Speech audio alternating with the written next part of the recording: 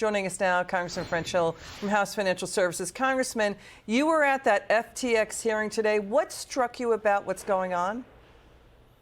Well, this is the 14th anniversary, Liz, of the indictments against Bernie Madoff.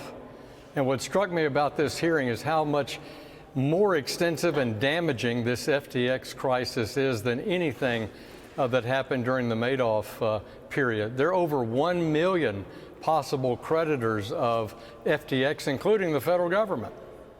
So, why didn't we get him on? Why didn't he testify today? Was there questions? Did you feel like that there was questions that should be asked about the arrest of this guy a day before the hearing?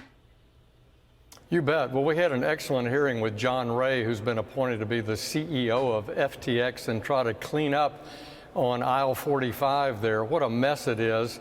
We need to have Sam Bankman-Fried come before the committee under oath and answer questions, and we'll be much more successful in asking those questions because now we have the benefit of the Southern District of New York, the SEC, and the Ray testimony today. Now the Bahamas want to hold him without bail. He's denied bail because he's a flight risk. He's saying he only has $250,000, $250,000 to put up for bail. I mean, that's all he's left with. I mean, this is a bankrupt company. Let's move on to the inflation story today. We've got breaking news. He's now seen exiting the courthouse in the Bahamas. There's going to be a fight between the Bahamas and the U.S. about who has jurisdiction over this. There's 36 properties he also purchased with about $240 million worth of investor money. The Bahamas want those properties back. Big fight. Congressman, let's get your take on this. The president again accused of being misleading today, top spinning the new inflation report. Watch this. Wages have gone up more than prices have gone up. Wages have gone up more than prices have gone up. No, it's wrong. No. Real wages are still down. Wages after inflation, they're still down. They've dropped at the fastest pace in 40 years.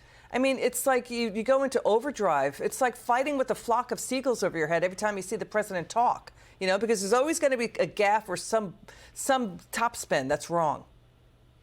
Inflation is 3.5 times the Fed's target. Inflation has been stubborn. It's been caused by Biden's overspending and his regulatory constraints on energy particularly. And he's wrong about real wages. Our families, particularly our seniors and those on fixed income, are losing in the Biden inflation.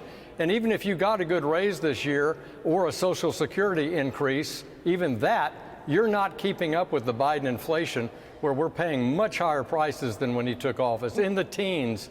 And 7.1% is nothing to brag about today. And Congressman, we've got this hot story coming in. Senator Joe Manchin is not closing the door entirely to leaving the Democrat Party. He's telling reporters he doesn't know what the future is going to bring.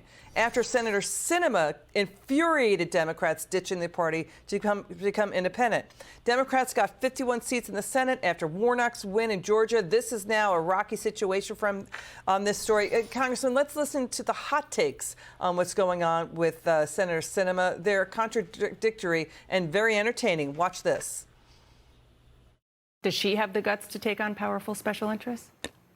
No, she doesn't. She is a corporate Democrat who has, in fact, along with Senator Manchin, sabotaged enormously important legislation. Back when she was a Democrat, Sinema was laser focused on her #1 priority, undermining Democrats. She blocked Biden's initial Build Back Better proposal, blocked Democratic attempts to increase taxes on corporate America, and she torpedoed raising federal minimum wages with a curtsy and a thumbs down.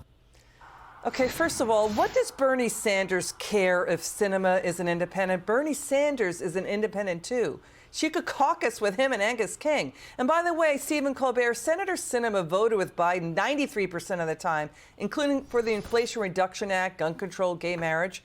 Bernie Sanders on the far left hate that she wants to keep in place the Senate filibuster.